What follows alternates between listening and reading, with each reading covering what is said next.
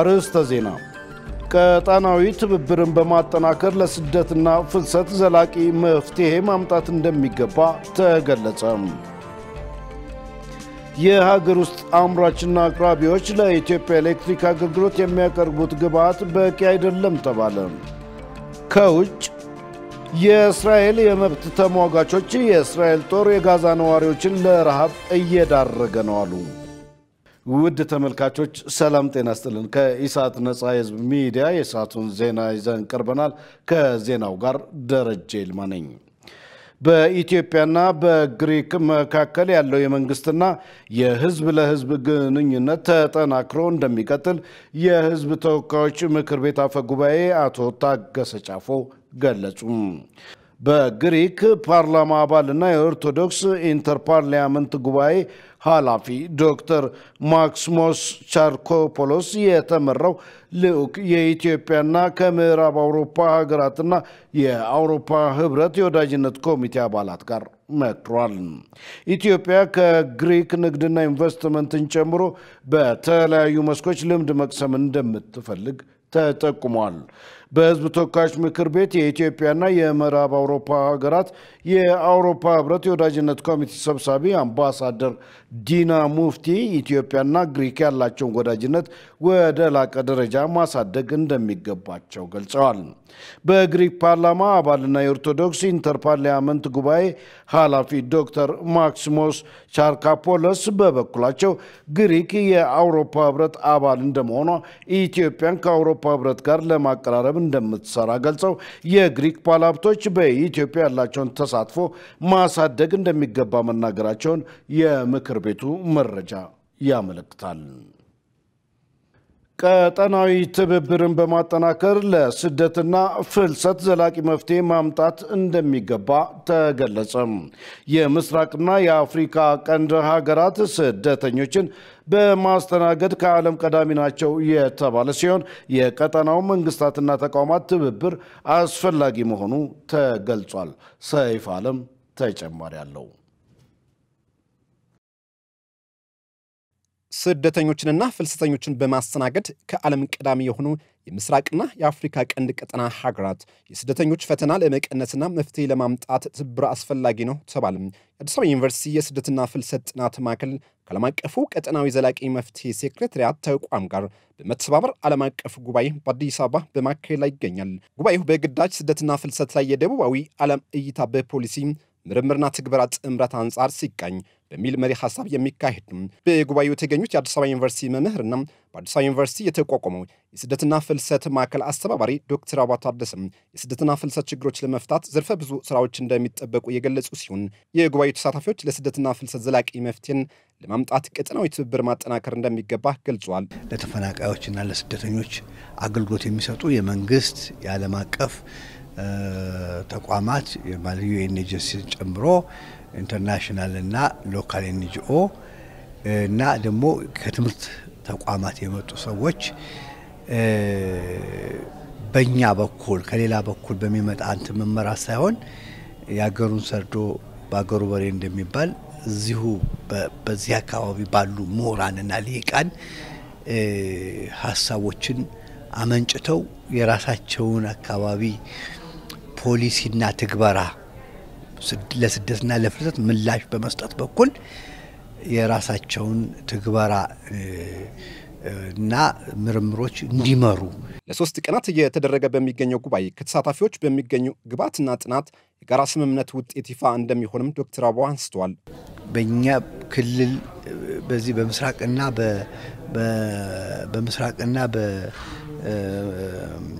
በአፍሪካ ቀንድ እንዲሁም በታላላቅ ሀይቆች አካባቢ ያሉ ተቋማት እንዴት ነው ችግሩን የሚረዱት? እንዴት ነው አብረው መስራት የሚችሉት? መጨረሻው ቀን በዚህ ሶስተኛ ቀንም አለው። እሱ ደግሞ ኔትወርክ ነው የሚፈጠርበት። ይሄ የትብብር መድረክ ይፈጠራል። አካዳሚክስ በዚህ ጉዳይ ምርምር እያደረጉ ያሉ ሰዎችን በአንድ ላይ አስተባብሮ የሚያመጣ የጋራ እንትን ይፈጠራል። የጋራ ተቋም ይፈጠራል ማለት ነው። በካናዳ የካልታ ዩኒቨርሲቲ መምህር የሆኑት ፕሮፌሰር ጀምስ ሚለር ያደጉ ሀገራት የሚያደርጉት ድጋፍና እርዳታ ማቆማቸው ተከትሎ ችግሩን ለመቋቋም የቀጠናው ሀገራት ትብብር አስፈላጊ መሆኑ አብራርተዋል። The East and the Horn of Africa is one of the most important refugee hosting. የምስራቁና የአፍሪካ ቀንድ በጣም ወሳኝ ነው። ለ10 ዓመታት በቀጠናው ስደተኞችን በማስተናገድ ከዓለም ቀዳሚ ነው። ስደተኞችን የሚያስተናግዱ ሀገራት እንደ ኢትዮጵያ፣ ኬንያ፣ ታንዛኒያና ዩጋንዳ ሚሊዮኖች ተቀብለው ለዓመታት በጨዋነት እያስተናገዱ ነው። መንግስታቱም ለስደተኞች ያላቸው ክብርና የመጨረሻ መፍትሄ ለማምጣት እጅግ አጋዥ ነው። ይህ ደግሞ አሁን ላይ በጣም አስፈላጊ ነው። የዓለም ሀገራት እርዳታና እገዛ ፍላጎት እየተቀዛቀዘ ወይም እየቆመ ባለበት በዚህ ወቅት ለዚህ መንግስታት እንደ ኢትዮጵያ ለስደተኞች የሚጠቅሙ የመፍትሄ አማራጮችን በመንደፍ አዳዲስ መንገዶችን ለመፍጠር ያላቸው ፍላጎትና ተነሳሽነት መልካም ነው የሚባል ነው። roadmap and thinking about new approaches to providing lasting solutions. ከካናዳ ከምስራቅ አፍሪካና ከ19 የኢትዮጵያ ዩኒቨርሲቲዎች የተጋበዙ የዘርፉ ምሁራን ዓለም አቀፍ ተቋማት የልማት አጋሮች ፖሊሲ አውጪዎችና አስፈጻሚዎችን በጉባኤው ላይ እየተሳተፉ ይገኛሉ። የሀገር ውስጥ አምራችና አቅራቢዎች ለኢትዮጵያ ኤሌክትሪክ አገልግሎት የሚያቀርቡት ግብአት በቂ አይደለም ተባለም። አምራቾቹ በበኩላቸው በቂ ምርት እንዳናመርት የውጭ ምንዛሪ እጥረትና ተቋሙ በወቅቱ ክፍያ አለመፈጸሙን እንደ ችግር አንስተዋል። መሳይ ገዛኸኝ ተጨማሪ አላት። የኢትዮጵያ ኤሌክትሪክ አገልግሎት ከሀገር ውስጥ አምራቾችና አቅራቢዎች ጋር የምክክር መድረክ አካሂዷል። ምክክሩ በዘርፉ ያሉ ችግሮችን በመቅረፍ የተሻለ ለመስራት እንዲያግዝ ታስቦ የተዘጋጀ እንደሆነ ተገልጿል። የሀገር ውስጥ አምራቾችና አቅራቢዎች ለኢትዮጵያ ኤሌክትሪክ አገልግሎት የሚያቀርቡት ግብአት በቂ እንዳልሆነ ካለው ፍላጎት አንጻር በአቅርቦቱ ላይ ሰፊ ልዩነቶች እንደሚታዩ አገልግሎቱ በማስረጃ አቅርቧል። ይህ እንዳለ ሆኖ በሀገር ውስጥ የተቋሙ ግብአት ፍላጎትን ለማሟላት እየሰሩ ያሉ አምራቾች ምን ያክል እንደሆኑ ስንቶቹስ በአሁኑ ሰዓት ምርት እያቀረቡ እንደሆነ የተቋሙን የምርት አቅርቦት ዳይሬክተር ተስፋዬ መገርሳን ጠይቀናል። 97 የሀገር ውስጥ አምራቾች በተለያየ ዘርፍ የተሳተፉ ያሉ 97 አምራቾች አሉ። ከነዚህ እንግዲህ አብዛኞቹ ማለት ይችላል ወደ 75 76 ያህሉ በትክክለኛው ወደ ምርት ሂደት ገብተው እያመረቱ ያሉ ድርጅቶች ናቸው። ሌሎቹ በተለያዩ ምክንያቶች ከባንክ ብድር ያለ ማግኘት ችግር፣ የፎሬን ከረንሲ ኤልሲ ከፍቶ ጥሬ ዕቃዎችን በማስመጣት የመቸገራቸውን፣ በተለያየ የሚያመርቱበትን ቦታ በክራይ እንደመጠቀማቸው ለክራይ በመጋለጣቸው በሙሉ በሙሉ ወደ ዘርፉ መግባት ያልቻሉበትን ምክንያቶች ነው የሚያነሱት። በእነዚህ ምክንያቶች የተወሰኑት ወደ 22 አካባቢ የሚሆኑት ወደ ምርት ያልገቡ ድርጅቶች አሉ። የሀገር ውስጥ ምርቶችን በመጠቀም የውጭ ምንዛሪን ለመቀነስ ሙከራዎች ቢደረጉም በአምራቹ በኩልና በተቋሙ ያሉ ችግሮች ይሄ እንዲቀረፍ አላስቻለም። ይሁንና በዘርፉ የተሰማሩ አምራቾች ጥሬ ዕቃ ለማስገባት የውጭ ምንዛሪ ችግርና ተቋሙ ላቀረቡት ግብአት በወቅቱ ክፍያ አለመፈጸሙ እንደ ችግር አንስተዋል። ፔመንት ያለው ቅድም ተነግረዋል። ስለዚህ ከመብራት ኃይል ጋር ሙሉ በሙሉ መስራት ይቻላል። ጥሩ ነገር ነው። ፕራይሱ ፊክስድ ሆኖ ግን ደግሞ ዋጋው የምናመርተው ዋጋና የምንሸጥበት ዋጋ የማይጣጣም ከሆነ በሪቨኒው ኦፊስም እንደገና አንደር ፕራይስ ነው እየሸጣችሁ ያላችሁ የሚል ክሪሚናል አለው። ሌላ ደግሞ እንደገና ዲስከሬጅ የሚያደርግ በገቢዎች ህግ ደግሞ አለ። ስፐር በማስገባት ይሄ ኢንዱስትሪ ትልቅ ድጋፍ እያደረገ ነው ለኢትዮጵያ ኤሌክትሪክ ኃይል ማለት ነው። ይሄ እንዲበረታታ አሁን በተለይ የሜንቴናንስ ወይ የሪማኑፋክቸሪንግ ዋጋ እይታ ይፈልጋል። በሰፊው የሚሰራበትና አድካሚ ስራ ነው። እያንዳንዱ ትራንስፎርመር ተከፍቶ ሪዲዛይን ተደርጎ ነው የሚመረተውና እዚህ ላይ ያለው ዋጋን በሰፊው እንዲታይ አቅም ማለት ከናንተ ሁሌ አድቫንቴጅ የሚወስድ አርጋችሁ አትውሰዱ። ወቅ አገር ነው የሚጠቅመው። የናንተን ወንድም እህት የኛን ወንድም እህት የሚቀጥር ነው። ሪቪዥን ሁሉም አንስተውታል። ፕራይስ ሪቪዥን ካለው ሁኔታ ጋር ሁሉም ዕቃ ግብአቱ ከውጭ ነው የሚመጣውና ሁሌ ሪቫይዝ ካልተደረገ አሁን ቮላታይል ነው ማርኬቱ። እንደ ድሮ ጊዜ ፊክስድ የሆነ ዶላር ሬትም የለም። አሁን በድሮ ሬት ፍላት ሬት ነው ብላችሁ መቀመጥ ያለበት አይመስልንም። የኢትዮጵያ ኤሌክትሪክ አገልግሎት ዋና ስራ አስፈጻሚ ኢንጂነር ጌቱ ገረመው ከዚህ ቀደም ይነሱ የነበሩ የጥራት ችግሮች መቀረፋቸው በጎ እንደሆነ አንስተው አምራቾቹ ያነሱትን ችግር ለማሻሻል ተቋሙ ጠንክሮ እንደሚሰራ ገልጸዋል። ከዛው ውጪ ኢንተርናል የተነሱ ሹዎች አሉ። እንደ ተቋም ዲፓርትመንቶቻችን የሚመለከታቸው የግዢ፣ የፋይናንስ፣ የኳሊቲ ዲፓርትመንቶች ጋር ስራዎችን ከማፍጠን አንፃር የተነሱ ክፍተቶችን አስተውያለሁ። እሱን ስርዓት እንደምናበጅለትና እንደሚታረም ለመግለጽ ፈልጋለሁ። ከፔመንት ዲሌዮች ጋር ተነስተው የተነሱ ሾዎች አሉ። እነዚህ ጉዳዮች ሰብሰብ አድርገን በአጠቃላይ የተነሱ አስተያየቶችን ወስደን ችግሮቻቸውን እንደምንፈታ ለመናገር ነው የምፈልገው። ከሁሉ በላይ ግን ማንሳት የምፈልገው ቅድም ወንድሞቼ እዚህ ለቤት ያሉት ሲያንሱ የነበሩት እዚህ ውስጥ የትራንስፎርመር አምራች ብቻ አይደለም ያለው፣ የኬብል ብቻ አይደለም፣ የተለያዩ አይነት የዲስትሪቢዩሽን ማቴሪያሎችን የሚያመርቱ ተቋማት አሉ። የእናንተ ተጠናክረው በአሶሲዬሽን አብረው መሆን ኢዩንም ያግዛል፣ ራሳቸውንም ታግዛላችሁ ብዬ አስባለሁ። አሁን ላይም በሀገር ውስጥ አምራቾች ያልቀረቡ የግብአት አይነቶች እንዳሉና በዘርፉ በርካታ ባለሀብቶች ቢሳተፉ ችግሩን መፍታት እንደሚቻል ተመላክቷል። ኢትዮ ቴሌኮም ለህዝብ ካቀረበው አክሲዮን ሽያጭ 47377 ኢትዮጵያውያን አክሲዮን መግዛታቸውን ገለጸ። በተያያዘም ኢትዮ ቴሌኮም ባለፉት 121 ቀናት ባከናወነው የ10 በመቶ የአክሲዮን ሽያጭ 3.2 ቢሊዮን ብር ማግኘቱን አስታውቋል። ገነት ዘዘው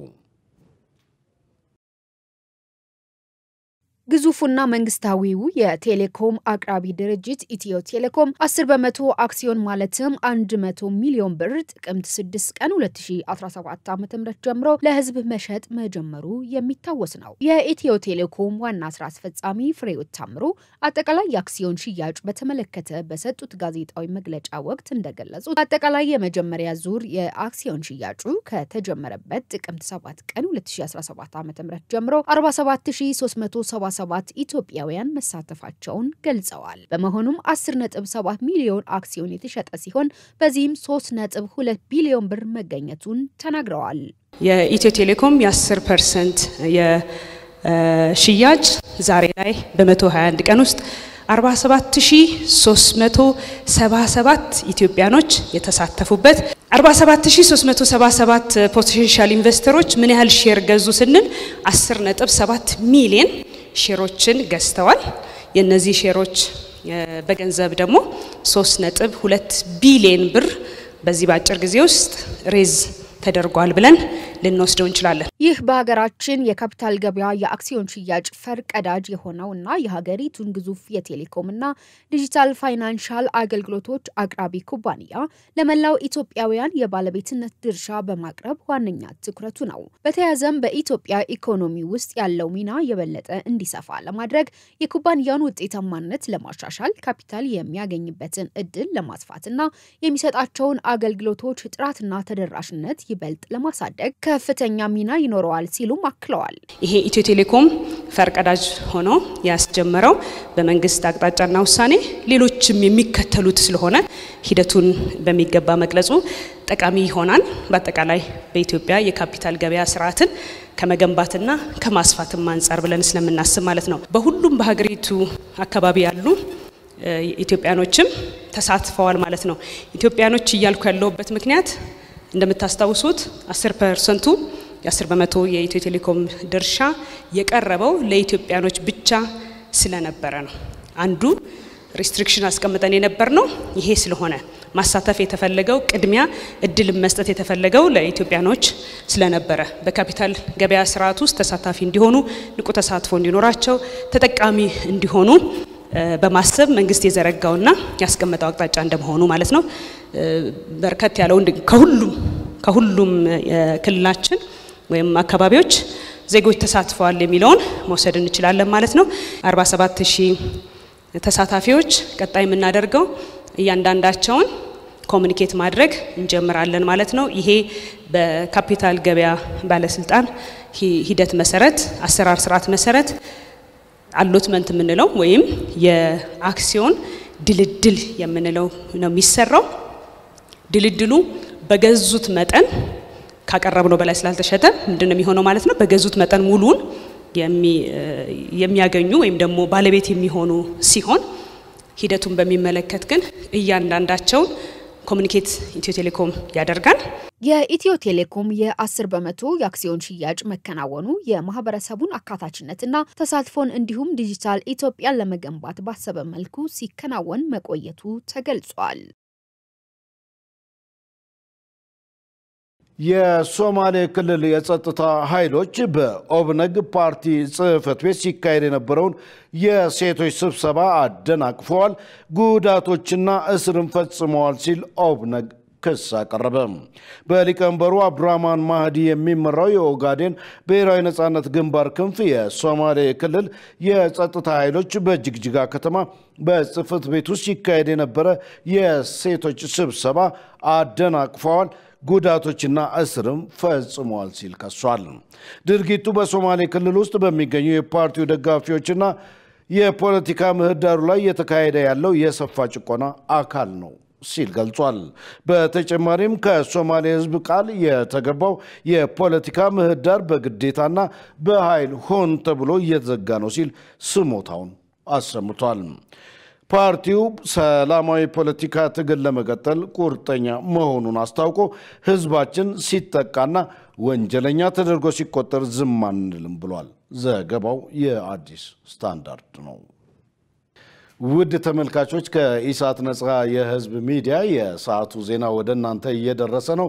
አሁን ደግሞ የቢዝነስ ዘገባዎችን የምንከታተልበት የአየር ጊዜ ላይ ደርሰናል። መሰረት ባዩ ተጠብቀናለች። ወደዛው እንለፍ።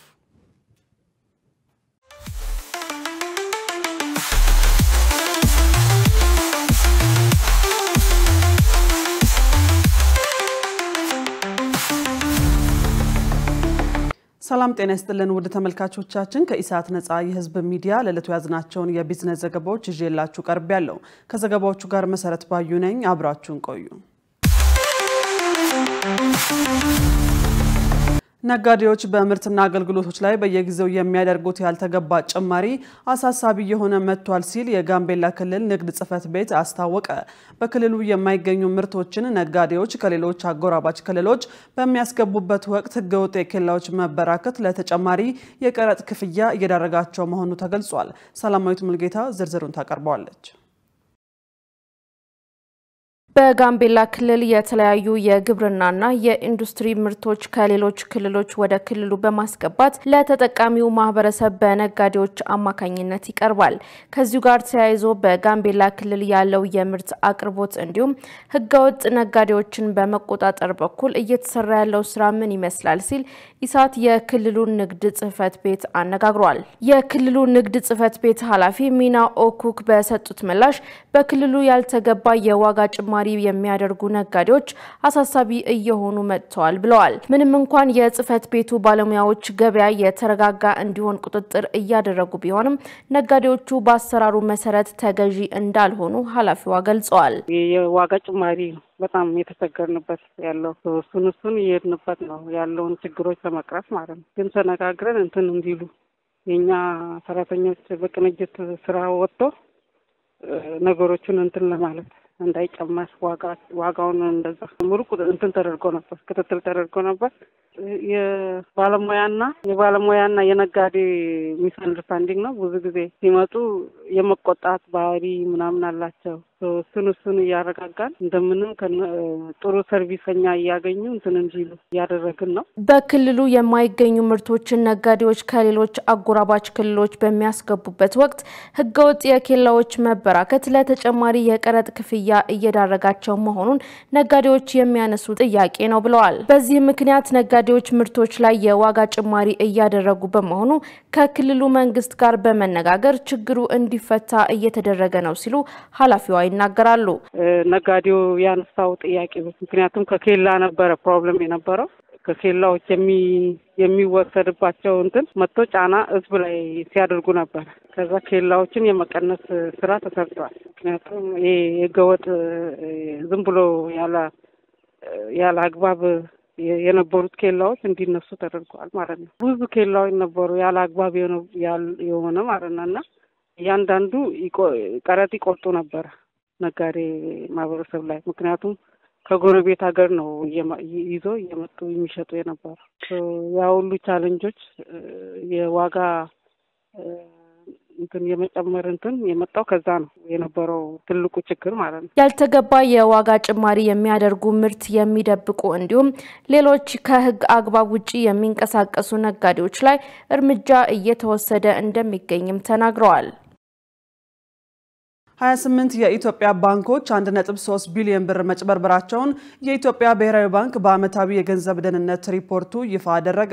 የባንኩ ሪፖርት እንደ አውሮፓውያኑ አቆጣጠር እስከ ሰኔ 2024 ድረስ ባሉ የገንዘብ እንቅስቃሴዎች ዙሪያ ትኩረቱን አድርጓል። ባንኩ በሪፖርቱ ላይ እንደጠቀሰው 28 የኢትዮጵያ ባንኮች 1.3 ቢሊዮን ብር የሚሆን ገንዘብ ያጡት በአጭበርባሪዎች ነው ብሏል። የማጭበርበር ድርጊቶቹ የተፈጸሙት በሐሰተኛ የገንዘብ ኖቶች፣ በተሰረቁ የኤቲኤም ማሽኖች፣ በሐሰተኛ ቼኮች፣ በሐሰተኛ የስልክ መልእክትና ተያያዥ መንገዶች አማካኝነት ነው። በዚህ ዓመት ባንኮች ያጡት ገንዘብ ከአምናው ተመሳሳይ ወቅት ጋር ሲነጻጸር በ300 ሚሊዮን ብር ጭማሪ እንዳሳየ በሪፖርቱ ተጠቅሷል። በኢትዮጵያ በአጠቃላይ ካሉ 31 ባንኮች ውስጥ 28ቱ ሲጭበረበሩ የቀሪዎቹ 3 ባንኮች ማንነት ግን በሪፖርቱ አልተጠቀሰም። ባንኮች ከአነስተኛ የብድርና ቁጠባ ተቋማት ጋር በመቀናጀት ብድሮችን እየሰጡ ነው የተባለ ሲሆን የዚህ አገልግሎት እየጨመረ መሄድና የበይነ መረብ ማጭበርበሮች መበራከት ምክንያት ባንኮች የሚያጡት ገንዘብ ሊጨምር እንደሚችል ብሔራዊ ባንክ በሪፖርቱ ጠቅሷል። መረጃው የፌዴራል ስነ ምግባርና ጸረ ሙስና ኮሚሽን ነው። ባለፉት 9 ወራት ከ3100 ኪሎ ግራም በላይ ወርቅ ለብሔራዊ ባንክ ቀርቧል ተባለ። የቤንሻንጉል ጉሙዝ ክልል ባለፉት 9 ወራት ከ3100 ኪሎ ግራም በላይ ወርቅ ለብሔራዊ ባንክ ማቅረቡንና ከዘርፉ ከ38 ሚሊዮን 900 ሺህ ብር በላይ ገቢ መሰብሰቡ ተመልክቷል። በክልሉ የ2017 በጀት ዓመት የ9 ወራት እቅድ አፈጻጸም ግምገማ መድረክ ተካሂዷል። በግምገማው በልዩ አነስተኛ ወርቅ አምራቾችና በኩባንያዎች 3170 ኪሎ ግራም ገደማ ወርቅ ወደ ብሔራዊ ባንክ እንዲገባ ተደርጓል። አፈጻጸሙ ካለፈው ተመሳሳይ ወቅት ጋር ሲነጻጸር ከፍተኛ መሻሻል አሳይቷል ተብሏል። በአገር አቀፍ ደረጃ የተደረገው የኢኮኖሚ ማሻሻያና በህገወጥ መንገድ በጥቁር ገበያ በሚዘዋወረው የወርቅ ምርት ላይ የተደረገ ያለው ቁጥጥር ለውጥ ማምጣቱን የቤንሻንጉል ጉሙዝ ክልል ኮሚኒኬሽን ቢሮ መረጃ ያሳያል። በሀገር ውስጥ እየታየ ያለው የቡና ዋጋ ጭማሪ ጊዜያዊ መሆኑ ተገለጸ። ሰሞኑኛው የሀገር ውስጥ የቡና ዋጋ ጭማሪ በሁለት ዋና ምክንያቶች የተከሰተ ጊዜያዊና በቅርቡ ሊፈታ የሚችል እንደሆነ የኢትዮጵያ ቡናና ሻይ ባለስልጣን ምክትል ዋና ዳይሬክተር አቶ ሻፊ ኡመር ገልጸዋል። አቶ ሻፊ እንዳስታወቁት በቅርቡ በሀገር ውስጥ የቡና ዋጋ ላይ የታየ ያለው ጭማሪ በሁለት ምክንያቶች የመጣ ነው። አንደኛው በዓለም ገበያ በነበረው ከፍተኛ የቡና ፍላጎት ኢትዮጵያ በዘንድሮ ዓመት ለዓለም ገበያ ከፍተኛ መጠን ያለው ቡና በማቅረቧ ነው ብለዋል። ሁለተኛው ምክንያት ወቅቱ አዲስ የቡና ምርት የገባበትና ለዓለም ገበያ እየተዘጋጀ ያለበት በመሆኑ ነው። አዲሱ ምርት ተዘጋጅቶ ደረጃ እስኪወጣለት ድረስ ጊዜ የሚፈልግ እንደሆነ ተናግረዋል። ዘገባው የኢትዮጵያን ፕሬስ ድርጅት ነው።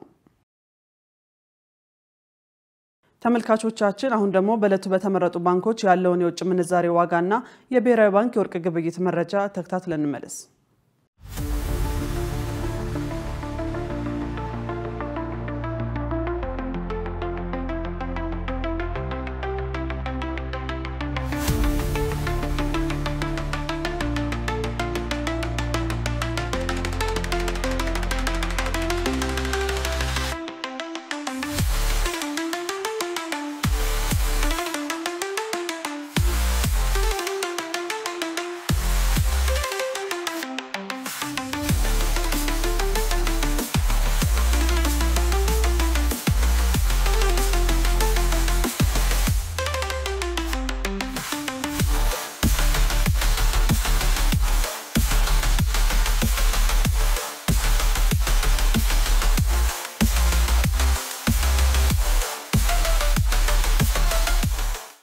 የተከበራችሁ ተመልካቾቻችን ከኢሳት ነፃ የህዝብ ሚዲያ ለዕለቱ ያዝናቸው የቢዝነስ ዘገባዎች በዚሁ ተጠናቀዋል።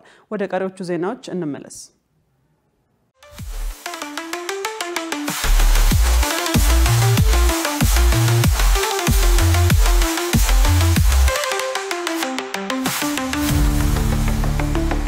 ውድ ተመልካቾች ከኢሳት ነፃ የህዝብ ሚዲያ የሳቱ ዜና ወደ እናንተ እየደረሰ መሆኑን ቀጥሏል።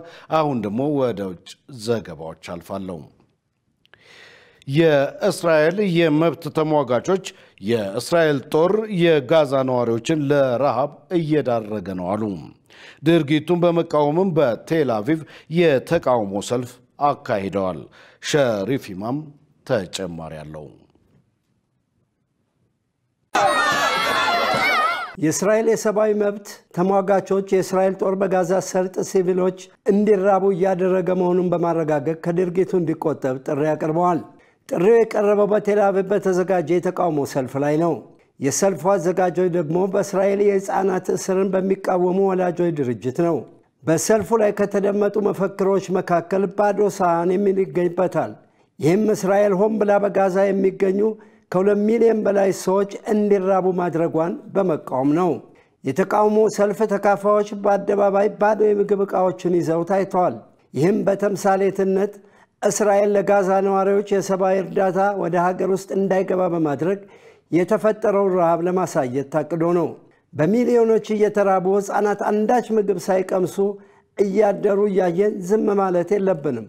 ጦርነት ይበቃል፣ ረሃብ ይበቃል ብሏል ድርጅቱ በኢንስታግራሙ ላይ በለጠፈው መልእክት። What's happening now is that people are starving. አሁን እየሆነ ያለው ምንድነው? የጋዛ ነዋሪዎች እየተራቡ ነው።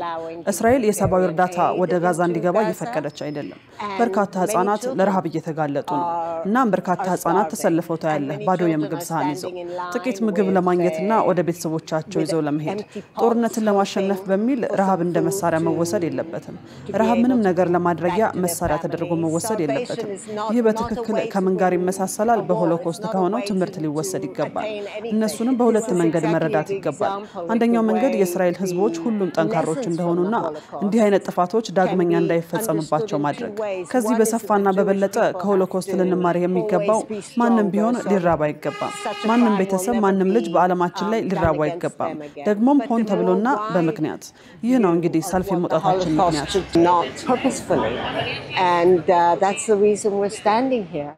ጋዛ ወደ 2.4 ሚሊዮን ለሚጠጉ ፍልስጤማውያን መኖሪያ ናት። ነዋሪዎቹ በአብዛኛው በሰብአዊ እርዳታ የሚኖሩ ናቸው። ይህ ሰብአዊ እርዳታ ከማርች 2 ቀን 2025 አንስቶ ሙሉ ለሙሉ ተቋርጧል።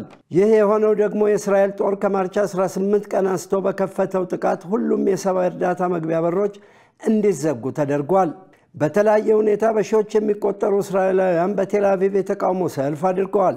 እስራኤል በጋዛ እየፈጸመች ያለውን የዘር ማጥፋት በመቃወም ድርጊቱ ጠቅላይ ሚኒስትር ቤንያሚን ኔታንያሁን ፍላጎት የሚያሟላ ታጋቾች እንዲገደሉ የሚያደርግናም የፍልስጤማውያንን መከራ የሚያባብስ ነው።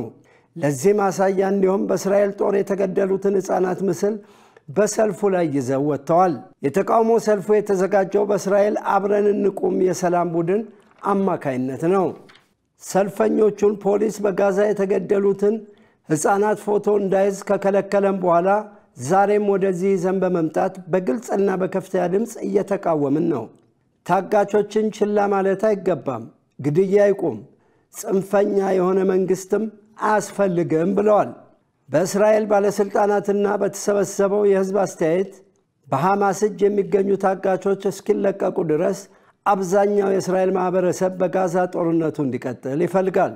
የእስራኤል ጦር በጋዛ ጥቃት የጀመረው በማርች 18 2025 ነው።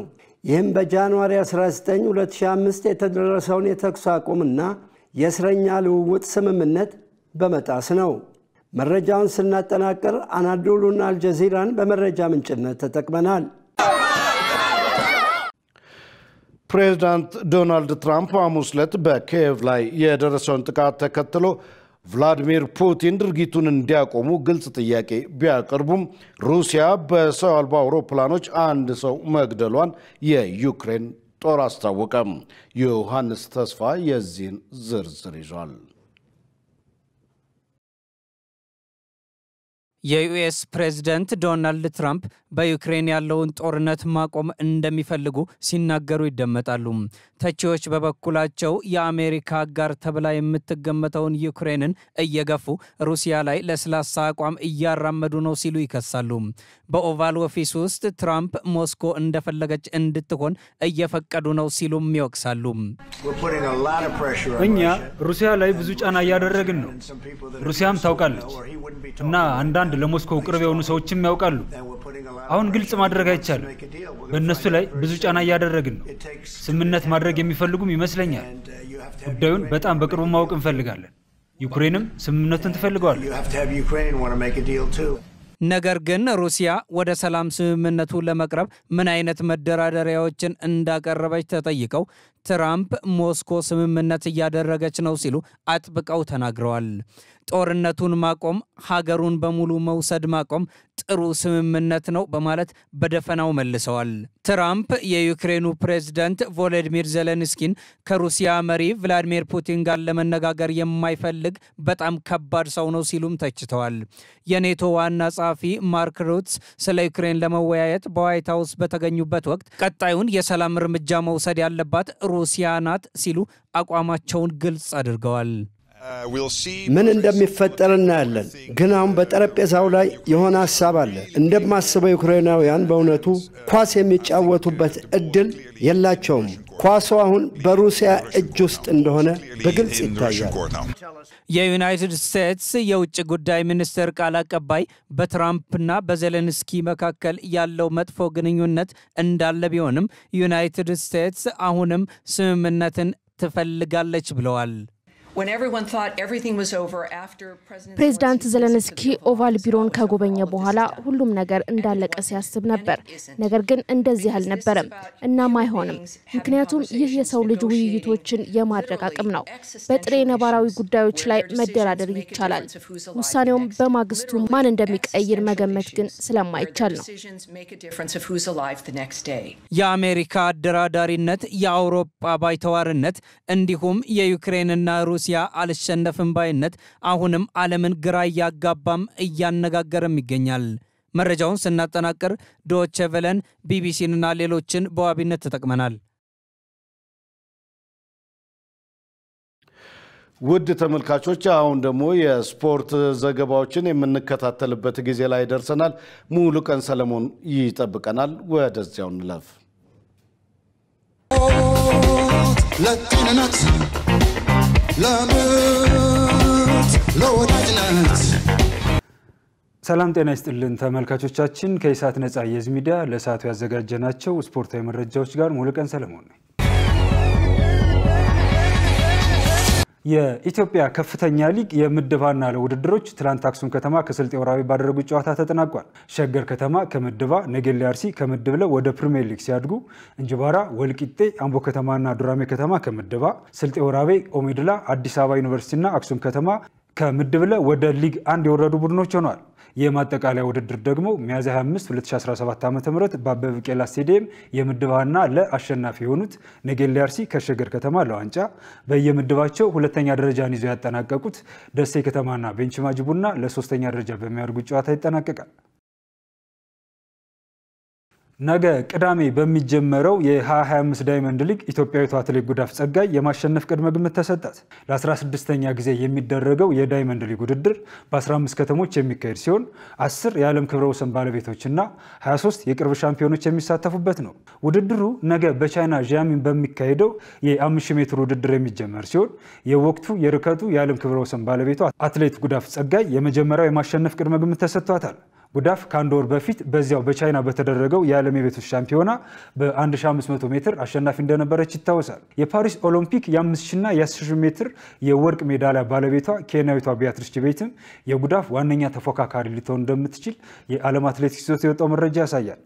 ነገ በቻይና የሚጀመረው ውድድሩ ኦገስት 28 2025 በስዊዘርላንድ ዙሪክ በሚደረጉ የመጨረሻ ውድድሮች ይጠቃለላል። የአፍሪካ ቴኳንዶ ህብረት ኢትዮጵያዊን ዳዊት አስፋውን ምክትል ፕሬዝዳንት አድርጎ መረጠ። በትላንትናው ዕለት 52 የአፍሪካ ሀገራት ተወካዮች በተገኙበት ጠቅላላ ጉባኤውን በአዲስ አበባ ያደረገው የአፍሪካ ቴኳንዶ ህብረት ተቋሙን በቀጣይ 4 ዓመታት የሚመሩትን የፕሬዝዳንትና የስራ አስፈጻሚ ኮሚቴ አባላትን መርጧል። በዚህም የኢትዮጵያ ወርልድ ቴኳንዶ ፌዴሬሽን ፕሬዝዳንት የሆኑትን ዳዊት አስፋውን የአህጉሩ ቴኳንዶ ህብረት ምክትል ፕሬዝዳንት አድርጎ መርጧል። ተቋሙን ላለፉት 4 ዓመታት በፕሬዝዳንትነት የመሩት የኒጀሩ ኤዲ ኢሳቅ ደግሞ በድጋሚ ለቀጣይ 4 ዓመታት በፕሬዝዳንትነት እንዲመሩ ተመርጠዋል። ወደ ውጭ መረጃዎቻችን ስናልፍ ጄሚ ቫርዲ ከክለቡ ጋር እንደሚለያይ ተገለጸ። እንግሊዛዊ የሌስተር ሲቲ የፊት መስመር አጥቂ ጄሚ ቫርዲ ከ13 ዓመታት በኋላ ከክለቡ ጋር በውድድር ዓመቱ መጨረሻ እንደሚለያይ ክለቡ አሳውቋል። የ38 ዓመቱ አጥቂ ጄሚ ቫርዲ የክለቡ ከፍተኛ ግብ አግቢ ሲሆን በ496 ጨዋታዎች 198 ጎሎችን ለክለቡ ማስቆጠር ችሏል። ጄሚ ቫርዲ በክለቡ በነበረው ቆይታ የፕሪሚየር ሊግ፣ ኤፍኤ ካፕ እና ኮሚኒቲ ሺልድ ሲያሸንፍ በግል ደረጃ ደግሞ የኮከብ ግብ አግቢ ሽልማትን ማሳካት ችሏል። በተጨማሪም በ2014-15 የውድድር ዘመን በ11 ተከታታይ የፕሪሚየር ሊግ ጨዋታዎች ግብ በማስቆጠር የመጀመሪያው ተጫዋች በመሆን ክብረ ወሰኑ እስካሁን በእጁ ይገኛል። በተያያዘ ከተጫዋቹ ጋር መለያየቱን ያሳወቀው ክለቡ ከኪንግ ፓወር ስቴዲየም በር ላይ ሐውልት እንደሚሰራለት አሳውቋል። ሌስተር ሲቲ በዘንድሮ የውድድር ዘመን ከፕሪሚየር ሊግ ወደ ሻምፒዮንሺፕ መውረዱ ይታወቃል። በመጨረሻም በተለያዩ የዓለማችን ክፍሎች በሳምንቱ መጨረሻ ቀናት የሚከናወኑ ተጠባቂ እግር ኳስ ጨዋታዎችን እናስታውሳችሁ። 34ኛው ሳምንት የእንግሊዝ ፕሪሚየር ሊግ ነገ ቅዳሜ ከቀኑ 8:30 ላይ ቸልሲ ከኤቨርተን በሚያደርጉ ጨዋታ ይቀጥላል። በተጨማሪም ኒውካስል ከኢፕስዊች፣ ብራይተን ከዌስትሃም ነገ ከቀኑ 11 ሰዓት ላይ ይጫወታሉ። ኢፕስዊች ከኒውካስል ጋር በሚያደርገው ጨዋታ ከተሸነፈ ወይም አቻ ከወጣ ሳውዝሃምፕተንና ሌስተር ሲቲን በመከተል ወደ ታችኛው ሊግ መውረዱን ያረጋግጣል። እሁድ ደግሞ በርንማውዝ ከማንቸስተር ዩናይትድ ከቀኑ 10 ሰዓት ላይና የሳምንቱ ታላቅ ጨዋታ የሆነው የሊቨርፑልና የቶተናም ጨዋታ ከምሽቱ 12:30 ጀምሮ ይካሄዳል። ሊቨርፑል በዚህ ጨዋታ 1 ነጥብ ማግኘት ከቻለ ሻምፒዮንነቱን ያረጋግጣል። በተጨማሪም ነገ ከምሽቱ 5 ሰዓት ላይ የስፔን ኮፓ ዴል ሬይ ፍጻሜ በሪያል ማድሪድና በባርሴሎና መካከል ይካሄዳል። ተመልካቾቻችን ለዕለተ ዓርብ ያዘጋጀናቸው ስፖርታዊ መረጃዎቻችን የተከታተላችኋቸውን ይመስሉ ነበር። ከመረጃዎቹ ጋር ሙሉቀን ሰለሞን አብሬያችሁ ቆየው። መልካም ሰንበት ይሁንላችሁ። ለጤንነት ለምርት ለወዳጅነት ውድ ተመልካቾች ከኢሳት ነፃ የህዝብ ሚዲያ ለሰዓቱ የያዝነው ዜና እስካሁን ነበር። ከዜናው ጋር ደረጀ ይልማ አብሬያችሁ ቆይቻለሁ። ከቀሪ የኢሳት ዝግጅቶች ጋር ሰናይ ጊዜ